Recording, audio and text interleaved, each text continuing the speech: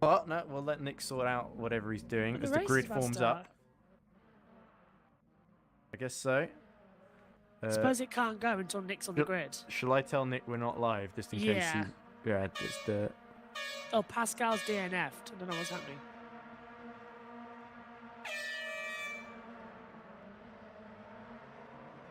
And race 2 is go. Nero's gets a good start. But not as good as... That's Safer, who's taken the lead around the outside. So brilliant getaway from the King's Racing driver, and our logistical nightmare behind Miros. This did not go to plan whatsoever. Trying to cut through on the inside line. Yeah, Mia's down into second. Looks like we are streaming again. Don't worry, guys. There's pace. There'll be pace somewhere as well as they come through. Fourth position gets all changed over, as well as Mitchell trying to come back up the inside line. Crazy start as well, and it's Miros not leading. Yeah, and Roy Seifer in a brilliant position, though, as he has Mia Rose. Mia Rose getting very, very close to the back. And you see pink versus blue and yellow. Then these two very speedy objects going through his Barrington Smith and Vermeulen swap positions behind. But here comes Mia Rose approaching Church. This is going to be very, very fast indeed. Can Mia Rose set up a move into Club Corner on the first lap then? Here we go, Josh. Oh, going to try and pull around the outside line. That's going to be a good opportunity. He'll have the inside coming to the crucial part of the chicane. Mia's going to send down the inside. Wow, that's going to be letting the brakes. Pair of them lock up. Oh, my goodness me. Oh, it's got the corner. Oh, Roy completely cuts the corner, and Mia Rose takes the lead then. And Roy Seifer nearly gets pushed into the wall there. But now that's going to create an opportunity for Vermeulen as well. Here we go. It looks like Seifert's going to try and hold it round the outside of Rose. Wow, Mia gets a big snap. That's twitchy. That's the rear-wheel drive for you. But Mia Rose somehow gets it back under control. Now Vermeulen up the inside of Roy. Well, boogity, that's a fantastic opening lap. Mia's back in the lead. And Vermeulen spins it. He just got hit there by Roy Seifert. And now Barrington Smith up to third. Well, this is good news then, as there's a yellow out the last corner as well. Here comes Mary Valencia up the inside of Barrington Smith. They've got to be careful there. That's a crucial part. You'll get sent off into the greenery as well. So, logistical nightmare. The dream turns to a nightmare indeed, doesn't it? A few years ago, in the 24-hour series, we had the Dream Team, and now Logistical Nightmare, the flip side of the coin, really. Yeah, it's like the inverse team, isn't it? Somebody called Harchester United as well, see what the ending was. Anyways, they come back through as well. But now Mia Rose, exactly where she wants to be, well ahead of Roy Seifert with Valencia Vermeulen. Looks like Mitchell has had an awful start as well. Where is, by the way, looks like both Eggert and Homewood have had to retire. So it might have been because I sent that message to home that the stream wasn't working. It is working now. I don't know how much of the start we missed. I think we may have missed just the first corner. Got it all? No, got it all. I looked back. We did? Okay, right, okay. But anyway, here is Luke Mitchell, speaking of which, ahead of Hartley. So Mitchell and Hartley had some kind of coming together, I believe. There's Paul J. Ventnor just ahead, trying to catch up to Remco de Zeeuw and Alex Hallows, who are having a battle over 18th and 17th positions. And ahead of them is Alessandro Valente, of course. Louis Heskev just ahead of Sokolowski. Here comes Valente round the outside then for 15th position. On that looks like Wilson. And is that Anthony Wilson, or is that actually one of the Finavond cars? Hallows. Oh, no, it is Anthony Wilson for Logistical Nightmare. Of course, the orange and black made me think it was a Finavond, but good move there, actually, by Valente. I was thinking through he goes. So Valente, plenty of ground to make up, having missed the first race, but look at this. Schute and Gjorback continuing to squabble from race 1, and Schute are up the inside through the mega quick part of the circuit. That's Brooklands, I think they just went through there. Yeah, coming out of Church into Brooklands now, up now towards Club Chicane, all sort of manoeuvred around as well. So Rose got a 1.8 and Schute locks up heavily into the chicane, but somehow makes it through. Barrington Smith has been closing a little bit. He's got Valencia behind him, but he's been closing a little bit on Roy Seifert, so keep an eye on that. Meanwhile, the rear band's kicking off down here, right behind Valente. There's Morel now, fancies to go, and behind him we've got Wilson, Hallows, de Zeeuw, Ventnor, and English, all duking it out with one another to see who can be king of the 14th place battle, really. Well, it's getting like that crazy situation where you just don't know where to look next as well. Look at that. Fast lap for Mia Rose, 1:13.731 as well. Yeah, this is turning into a rerun of race 1 at the moment for Mia Rose, despite with the only thing different being the brilliant start from Seifert. And Valencia's closing in on Barrington Smith as well, so that's battle. From Wilson, and he's gone wide, and that will let, looks like Hallows through. Yeah, and I thought Mitchell might just be up there as well, but this is the other one, isn't it? So it will be Dizou, who's back down in 18th sorry, I just position. wanted to focus on this because this is where the real battle is. Speaking of focus. Hitting the side by, that must be Hallows. Yeah, and Wilson as well, with that focus that you were talking about as well, the Ford Focus RS, going to try and take the wider line. Hallows, you're going to lose a lot of time in taking here that comes line. Dizou then, and Dizou has got Ventnor right behind him as well. Ventnor's going to dive through on the inside. Oh, that was cuts it aggressive back. from PJ Ventnor. Oh, he timed that to perfection. Oh, and he's going to have a go at Hallows now as well. Oh, at the inside they go, contact. and they both spin. Synchronized spinning from Hallows and Remco Dizou. Dizou in the walls. Oh, somebody had spun just in front of them. Can't tell who it is at the moment. Time screen hasn't updated. It wasn't English, was it again? He's dropped down. Hallows has gone off from Dizou. It may have been Mitchell. English. It's showing Mitchell right near the back as well now. So Oh no! a Sokol in a battle. Oh, here we go with Studniak for 10th position as we look at Louis Hesketh bringing up still ahead of Sokolowski. So a penultimate position there as Ardito is now challenging Shute for 6th position. That's the highest place close battle. To use several qualifiers there. Because there are several close battles just behind as they both go all the way with 2 wheels on the grass. Is that the fastest way through there? I'm not sure. But certainly It's their fastest picking way up the through dust there. here at Thruxton in race 2. One way to take the corner flat out. I'll accept that looks quite good. Oh, and look who's coming back then. It's Vermeulen who's caught back up to Valencia after being spun around at the start by Seifert, wasn't it? Yeah, see if we got down It was opportunistic from Vermeulen, didn't quite pay out, and now Valencia looking very vulnerable in that Hyundai. Come on, Go fine. then through turn 1 they go. Oh, and you can always see him kissing the rear bumper of that Finnevon. Valencia will have to defend very hard here to keep Jack Vermeulen behind. Vermeulen into the complex, up the inside. It will become the outside. Oh, a little love tap in the side. But Vermeulen gets through relatively cleanly as there's all sorts of things kicking off behind them.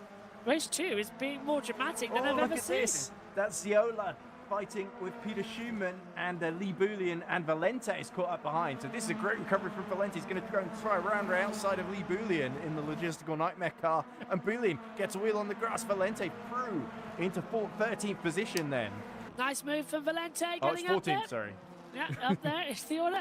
Still into the points though. Points top 15. So that's great news.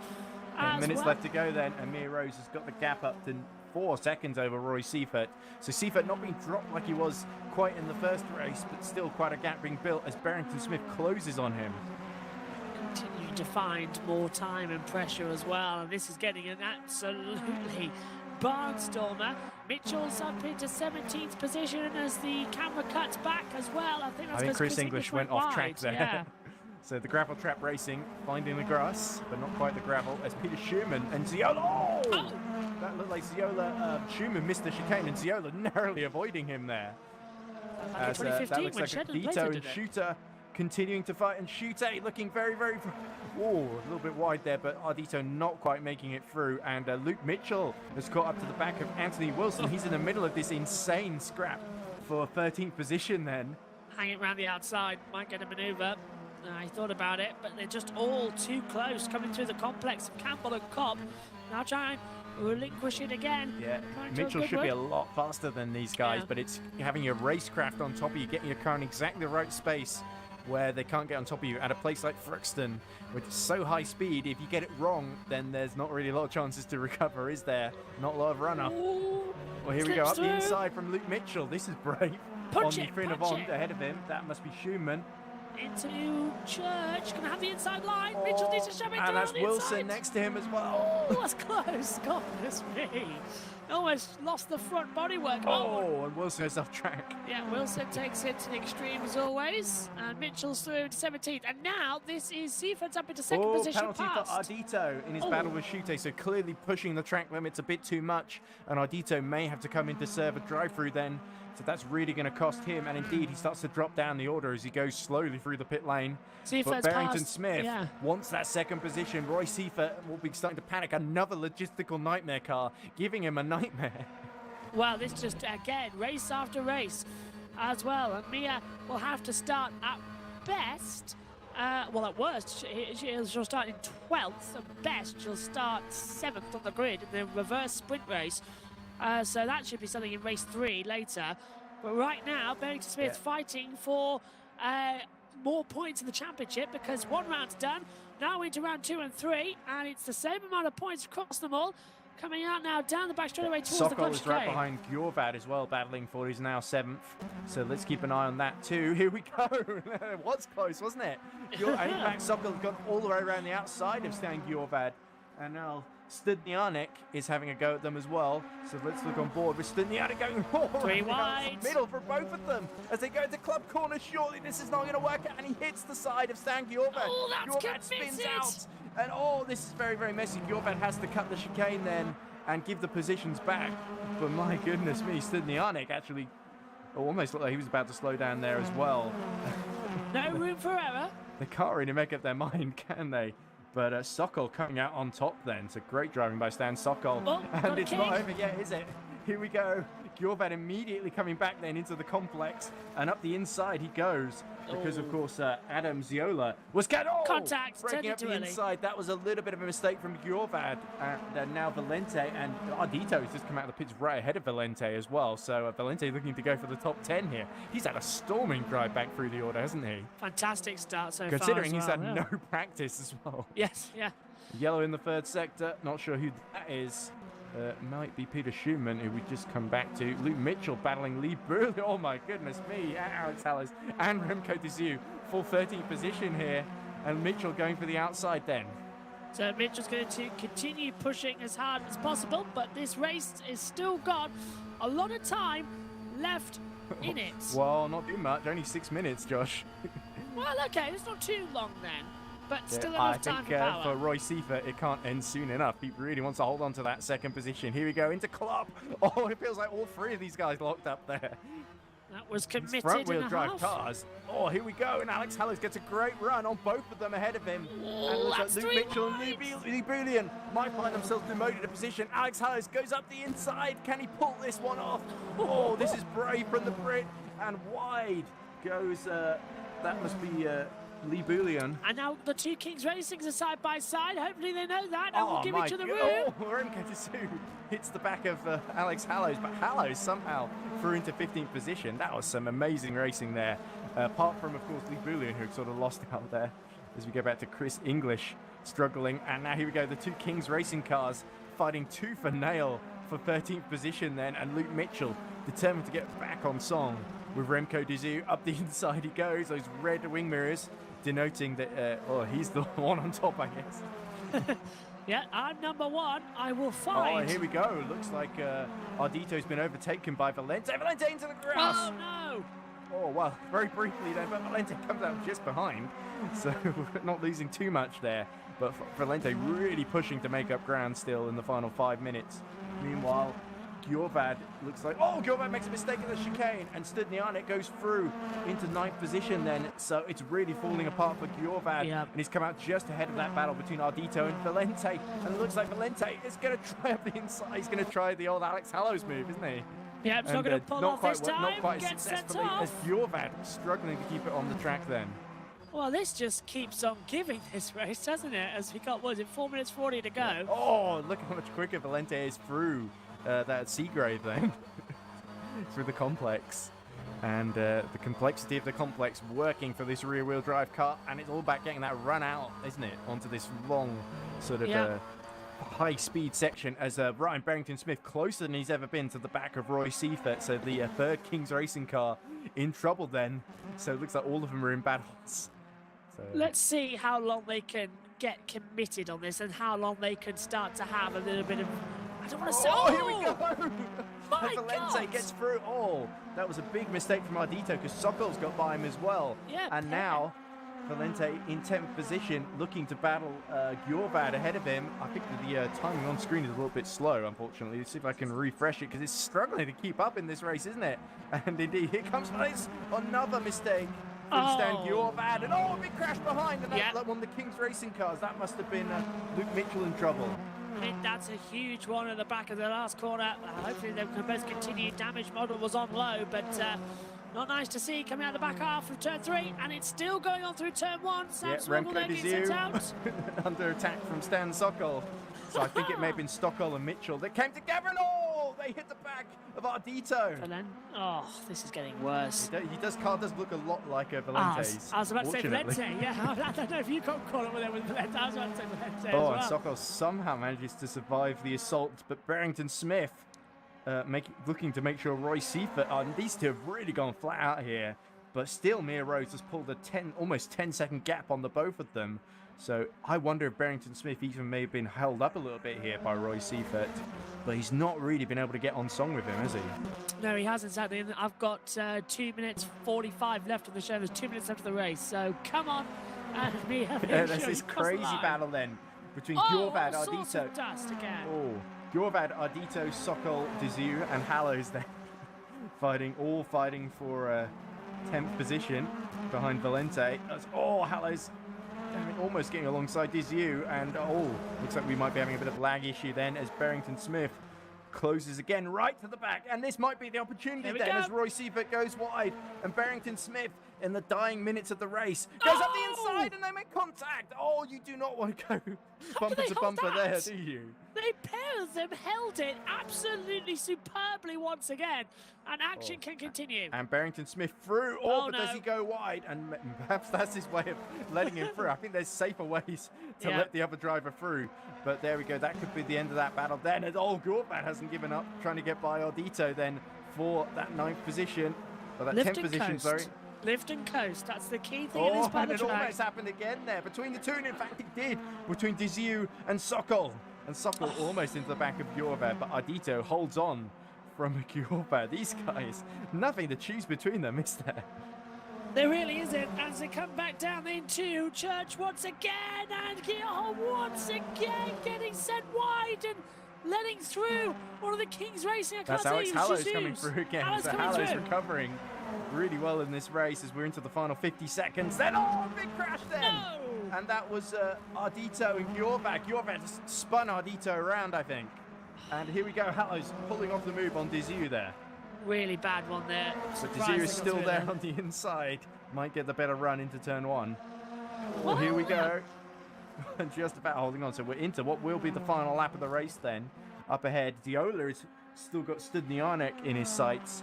But here is Mia Rose. Is going to win comfortably from Seifert, especially after those Seifert and Barrington Smith hit each other and did very well to avoid spinning. But actually, we may get one more lap in here then. So here comes Mia Rose through the final chicane at Club to start the final lap. Mia, how much time have you got? 10 seconds. Just lift. Don't lap. And Dizu did well to avoid the lapped car there. I'm going to miss I'll miss the last lap. In fact, Mia Rose finished. That was the final lap, and then she followed your advice. Hey! It seems like, because it's showing her finished on the timing screen. So it's lagged. The time screen's lagged. Yeah, sorry about that. I've been trying to refresh the overlay. But, no worries. So well done, Mia Rose, victorious again from Roy Seifert, but this time Barrington Smith takes third after a great battle with Seifert. Vermeulen recovers to 4th. Mario Valencia, he's going to hold on to 5th from Studnianek and Adam Ziola. Here we go. Great defense then from Mario Valencia. And Studnianek and Ziola recovering well as well. Schute will take 8th, just ahead of Alessandro Valente there. So great fight between those two. Valente last to 9th. I'll have to dash off right now, so I'll see you later. Alex Hallows will hold on to 10th. And Dizu, Gjorvad, Mitchell, Hartley, and Morel, your final finishes then in the points, with Lee Bouillon just missing out. But wow, what a race in race 2. And it was great to commentate on it with Josh then. So there's Louis Hesker coming through to finish in 20th, his first finish then in British Touring Cars. Certainly, let's hope Louis goes on to greater things, but certainly 20th, not too bad, beating Chris English and Sokolowski of the finishes, of course. So let's briefly recap then our overall order for this race.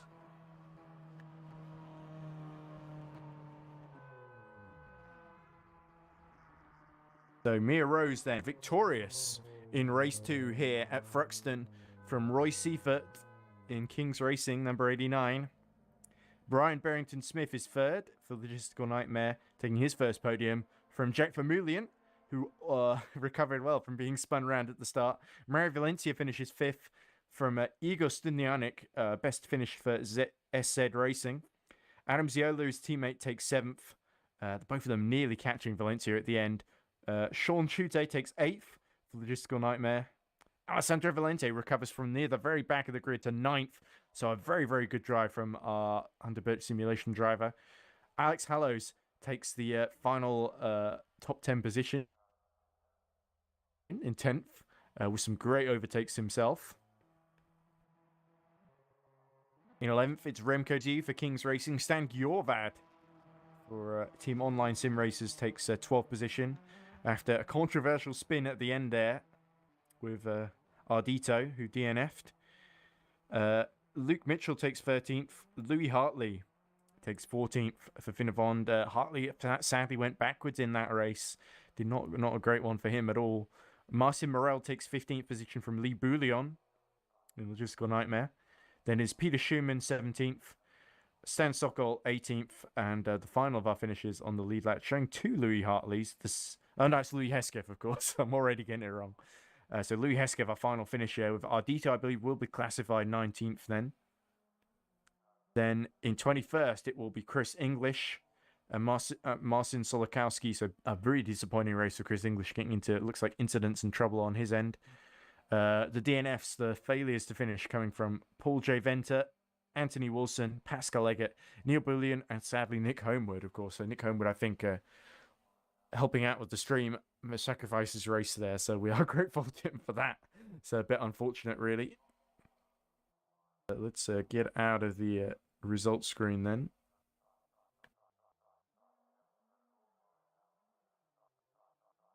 Wow, what a thrilling race too. The win after the first 2 laps wasn't really in doubt for Mia Rose, but certainly battles all the way behind everywhere you looked. And already we're looking at a pattern in this championship, aren't we? But it is only the first race. Of course, we'll see many of a big variety of circuits on the calendar. And certainly a lot to look forward to. Shall we see what people are saying then?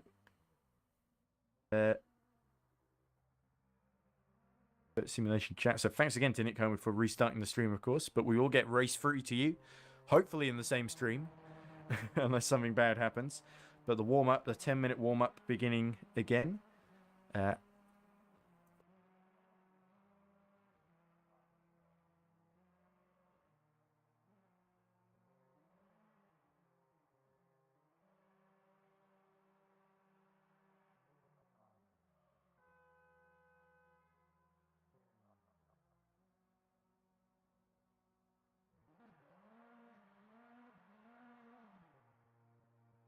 So,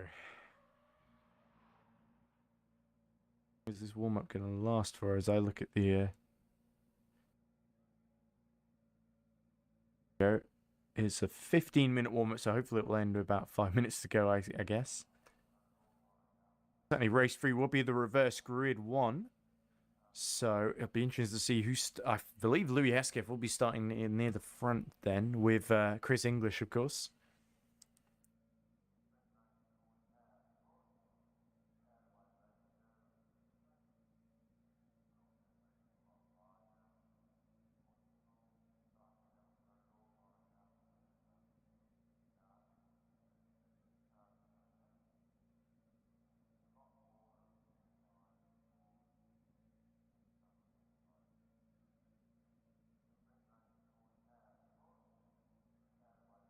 Certainly, it's going to mix up the order of Mia Rose, probably starting from near the very, very back and having to make her way through the entire field to get some points. It's going to be much harder in a 28-car field than it was in a, let's say, 12 or 15-car grid.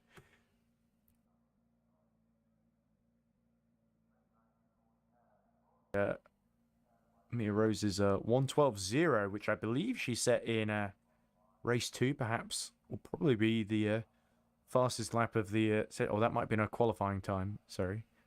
But certainly an impressive lap under her belt. Louis Hartley, of course, in his qualifying time, was able to set a 1:12.1.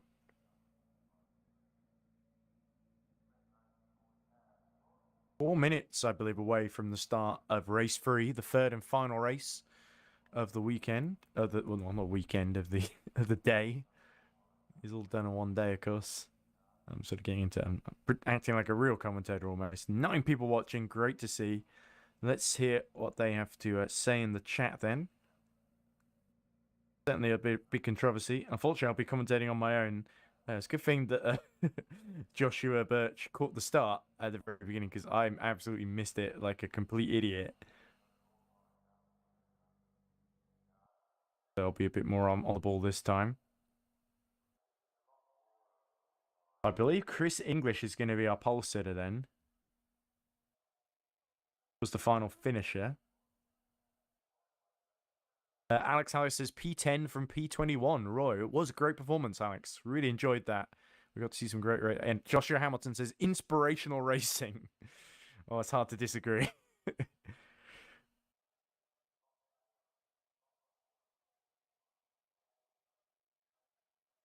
The time matching maybe only be going up in this session, confusingly.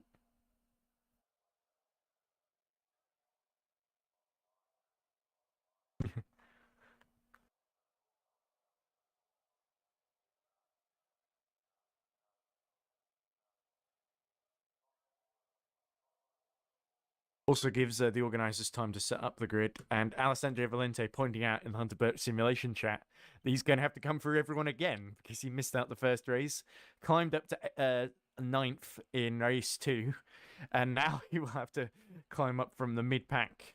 I guess it'll be sort of 12th or 13th or something up the order.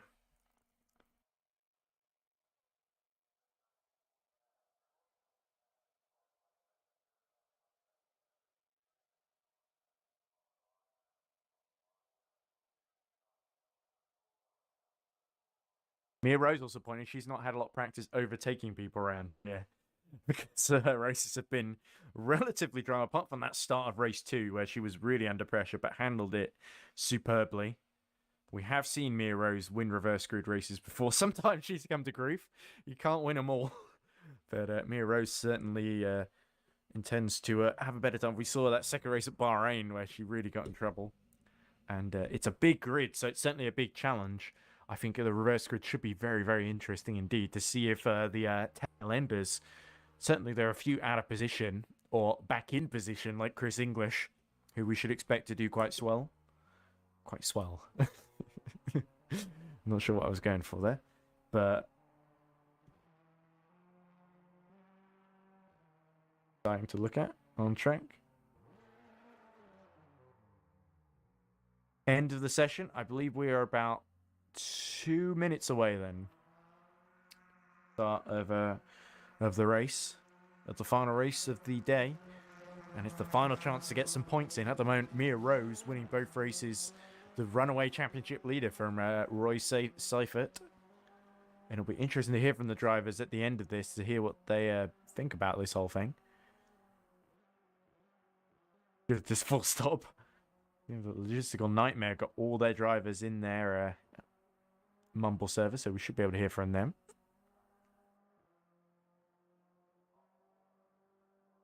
Right, we are getting into the final minute then, as there's Chris English finally getting on track.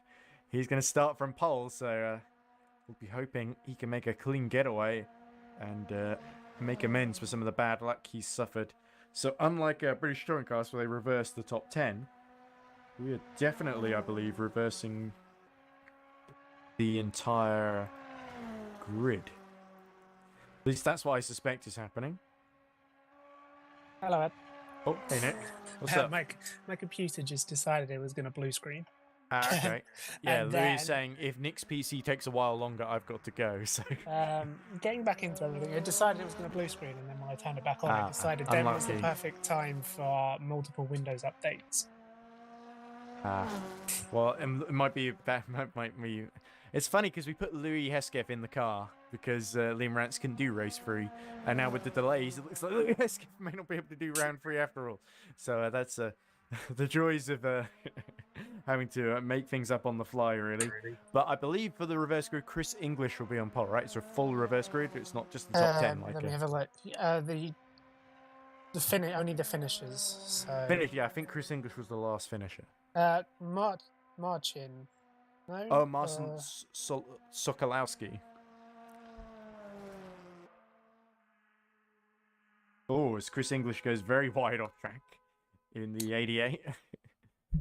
Did the stream PC survive? It did, yeah, it seems to, so far.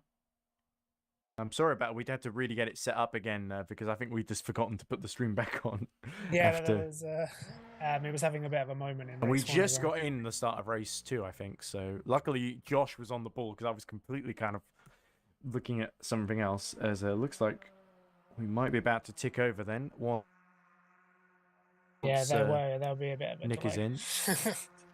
Those races, Nick, because race 2 ended very early, sadly, but race 1 was very eventful for you. Yeah, it was. I was kind of a bit out of it trying to sort everything out, but. Yeah, you and Louis Hartley were really trying to put work together to push through the field, weren't you? And, yeah, there was definitely some fun. There was a bit of a mix-up on the grid, so Louis should have started on pole, but. Oh, well, shouldn't he have started alongside Mia? I thought Mia was on pole. Oh yeah. Nice, sneaky. Two Louis H's. It got a bit. Ah, I see. Bit of a mix-up there. So you put them both to the back just to make sure. No, I actually got them mixed up in the results screen by mistake. So I was like, oh, well, it's showing Louis Hartley again. No, wait, that's Louis Hesketh. Poor Louis. I have to request one of them changes their name.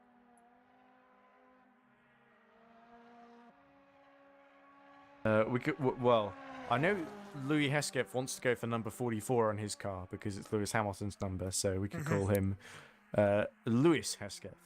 Lewis. to distinguish the two. Or Louis 2. Louis because 2. I think Louis Hartley was kind of in the championship first, so and it's got a few podiums to his name. But to his credit, Louis Hesketh did very well actually, getting his 20th. Got his first finish under his belt, which is not hard, which is pretty difficult to do in a rear-wheel drive car that he's not driven before. So, yeah, right, back in the game. Oh, okay, awesome. So we shouldn't be too far away, ladies and gents, from 5 go minutes time. ish. Hopefully. Look at our. I think it's going to be Sokolowski or English on pole. I was a bit confused because I thought English was at the very back, but I think he did manage to finish ahead. But he'll definitely be on the front row with Sokolowski. And then I believe it's actually Louis Hesketh in 3rd or 4th, I think. Oh, was he ahead of someone else, I think? I can't remember. I have the results. Hesketh was ahead of English. Yes, so he'll start at least 3rd at the highest. And Alessandro Valente was saying to me, oh, I missed the first race because of my internet. Had to overtake everyone in race 2, got to 9th, and now I have to overtake everyone again in race 3 because he's starting like a 14th or 13th, I think, with the reverse grid.